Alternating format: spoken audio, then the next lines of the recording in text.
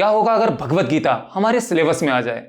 अगर हमारी भगवत गीता का ज्ञान थोड़ा थोड़ा ही सही शुरू से ही बच्चों को दिया जाए तो हमारा एजुकेशन सिस्टम कैसा होगा? हालांकि ये सभी चीजों को रोका गया। हमें हमारे सिलेबस में मुगलों का इतिहास पढ़ाया जाता है, लेकिन भगवत गीता पढ़ाना शुरू कर दिया जाए, चाहे वो प्राइमरी स्कूल की बात हो या सेकेंडरी स्कूल की बात हो, भगवत गीता का वो मटेरियल पढ़ के हमारे दिमाग पर और हमारे बिजनेस पर या हमारी सफलता पर उसका क्या असर होगा? क्या आपने कभी सोचा है? शायद आपने कभी सोचा भी नहीं होगा। चलिए मैं बताता हूं भगवत गीता में क्या है। देखिए, जिन लोगों ने भगवत गीता पढ़ रखी है, जो भगवत गीता के बारे में जानते हैं, वो अच्छी तरीके से जानते हैं कि भगवत गीता में सभी वेदों का सार है। लेकिन बात अगर वहीं सक्सेस की और टेक्नोलॉजी की जाए कि अगर हम ये सभी चीजें पढ़ेंगे, भगवत गीता, वेद, पुराण, इन सारी चीजों का ज्ञान कलेक्ट करेंगे, तो क्या सफलता संभव है? हम आज के इस मॉडर्न जमाने में इस टेक्नोलॉजी से घिरे वातावरण में कंधे से कंधा मिलाकर चल सकते हैं? चलिए मैं आपको बताता हूं। भगवत गीता में आपको वो सभी मटेरियल मिल जाएगा जो आज हम मॉडर्न जमाने में सीख रहे हैं। कि भगवत गीता जैसे ग्रंथ पर आज अमेरिका रिसर्च कर रहा है और रिसर्च के बाद उसे फॉलो भी कर रहा है। अब चाहे वहां के स्कूल हो या वहां के लोग हो, वो हमारा कल्चर फॉलो कर रहे हैं। इस्कॉन टेम्पल को देख लो, आज बहुत से अंग्रेज राधा कृष्णा कहते हैं। आप जरा जाकर देखो बनारस में किस तरह से अंग्रेज लोग हमारे कल्चर को अपना रहे हैं। देखिए, अब बात करते हैं भगवत गीता में ऐसा क्या है। देखिए, भगवत गीता में आपको हर एक तरह का ज्ञान मिलेगा, अब चाहे वो मॉडर्न लाइफस्टाइल हो या कुछ भी। जैसे मान लीजिए अगर आप बात करें कर्म की, काम करना, तो भगवत गीता में आपको कर्म योग मिल जाता है। कर्म योग यानी पूरा अपना फोकस अपने काम पर देना। जबकि आज हम जो अपना फोकस दे रहे हैं, काम पर तो दे रहे हैं, अपना 100% देने की कोशिश करते हैं, बट फिर भी असफल हो जाते हैं। वो असफल इसलिए होते हैं कि भगवत गीता में कहा है कर्म करते रहो, फल की इच्छा मत करो। यानी हमारा फोकस जो होता है वो रिजल्ट्स पर होता है, परिणाम पर होता है, उस फल पर होता है, जबकि कर्म पर तो होता ही नहीं है। अगर आप पूरी तरह अपना फोकस काम पर देते हैं, अपने ही काम पर, जो भी आप कर रहे हैं, तो आप देखना आपको 100% उस काम में सफलता मिलेगी ही मिलेगी। अब बात करें राजनीति की। भगवत गीता में राजनीति भी भरपूर है, लेकिन राजनीति वो जो मानवता के हित में है। राजनीति ये नहीं जो हमारे साथ हो रहा है। जिस गंदी राजनीति में आज हम रह रहे हैं उससे तो आप अच्छी तरीके से परिचित होंगे ही। हम अपना जीवन किस तरह से जी रहे हैं आप जानते हैं। अब बात करें भक्ति योग और प्रेम योग की। आज आप हमारे समाज में देख ही रहे होंगे किस तरह से अग्रेसिवनेस बढ़ती जा रही है।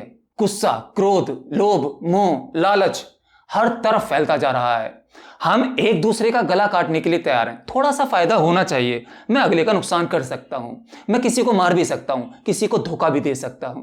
लेकिन अगर आप प्रेम योग को समझ गए, भक्ति योग को समझ गए, आप किसी को धोखा नहीं दे पाएंगे। आप हमेशा दूसरों का हित के बारे में सोचेंगे, दूसरों का भला सोचेंगे। भाई, हमारे वेद, पुराण, भगवत गीता, ये सब मानव कल्याण के लिए तो है। ये ज्ञान है क्या?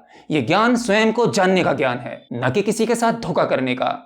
आज की हम मॉडर्न एजुकेशन लेते लेते वो सब कुछ भूल गए हैं। कहाँ है हमारा कल्चर? आपको याद है अपना कल्चर? नहीं।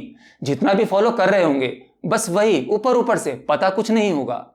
लेकिन आप हमारे वेद पुराणों के विज्ञान को नहीं जानते। ये बहुत गहरी वैज्ञानिक पद्धति है, ये गहरी साइकोलॉजी है। इसीलिए बड़े बड़े ऋषि मुनियों ने इसे बहुत पहले ही खोज लिया था आपके कल्याण के लिए। मगर आप कहाँ भाग रहे हैं? अरे भाई, मुझे एक बात बताओ, आप जो बनना चाहते हैं बन गए, लाखों रुपया खर्च किया, आपने एजुकेशन ली, सब कुछ हासिल किया, आपको क्या सिखाया गया? लड़ाई, फाइट, आगे बढ़ना है, जीतना है, सब कुछ हासिल करना है। अरे भाई, कहां जाओगे? अरे भाई, चांद मंगल पर तो चले गए, फिर भी क्या हासिल किया? चलो ठीक है, मैं मानता हूं हमें टेक्नोलॉजी में ग्रो करना चाहिए, टेक्नोलॉजी हमारी सुविधा के लिए है, लेकिन उस टेक्नोलॉजी के साथ साथ आप अपनी मानवता, अपनी इंसानियत को कहां भूल गए हैं? वो सब आपको भगवत गीता सिखाती है। स्वामी विवेकानंद, ये नाम तो आपने सुना ही होगा। अरे कौन नहीं जानता इस नाम को।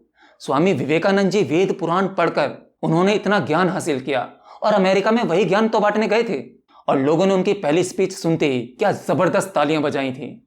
अमेरिका जान चुका था, अमेरिका में भी बहुत बड़े बड़े मनोवैज्ञानिक हैं, वो विवेकानंद जी के विचारों को समझ पाए, और आज अमेरिका जैसी डेवलप कंट्री उन सभी चीजों पर अमल करने के लिए उतारू है।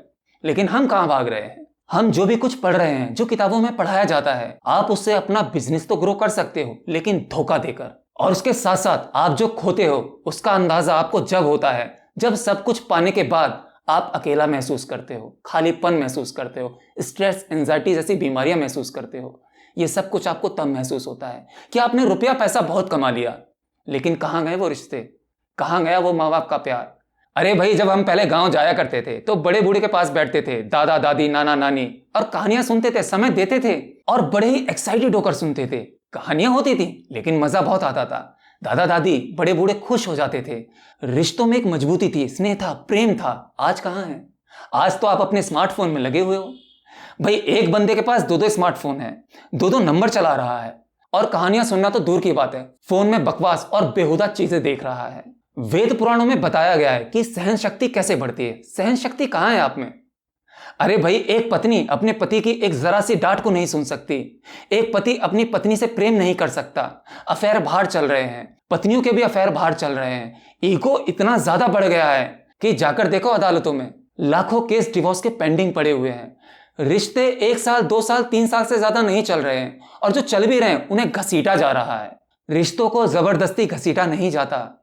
रिश्ते तो वो प्रेम फैलाते हैं, वो आपको प्रेम भावनाएं देते हैं जो आपको अंदर से पुलकित कर देते हैं, खुश कर देते हैं। भगवत गीता, वेद पुराण ये सब कुछ सिखाता है।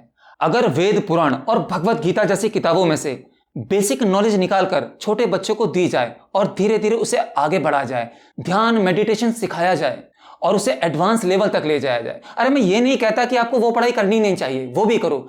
अगर 1 घंटा या आधे घंटे का एक चैप्टर आप इसका भी दे दो तो मैं कहता हूं आपकी पूरी लाइफ चेंज हो जाएगी, और हमारी इस युवा पीढ़ी का आगे जाके फ्यूचर बड़ा ही ब्राइट होने वाला है। वो अपना आगे का जीवन खुशी खुशी जिएंगे। बस मैं यही कहना चाहता था। बाकी मेरी ये बात आपको तर्कपूर्ण लगती है तो कमेंट बॉक्स में लिखकर जरूर बताना, और अगर वीडियो अच्छा लगा हो तो वीडियो को शेयर करना ताकि ये नॉलेज सब तक जाए, सब इस बात को समझ पाएं। वीडियो अच्छा लगा तो वीडियो को लाइक कर सकते हैं, और अगर हमारे चैनल पर पहली बार हैं तो चैनल को सब्सक्राइब भी कर सकते हैं, क्योंकि आपको इस चैनल पर इसी तरह की ज्ञान वाली वीडियोस मिलती रहेंगी। मिलता हूं नेक्स्ट वीडियो में, जब तक के लिए नमस्कार।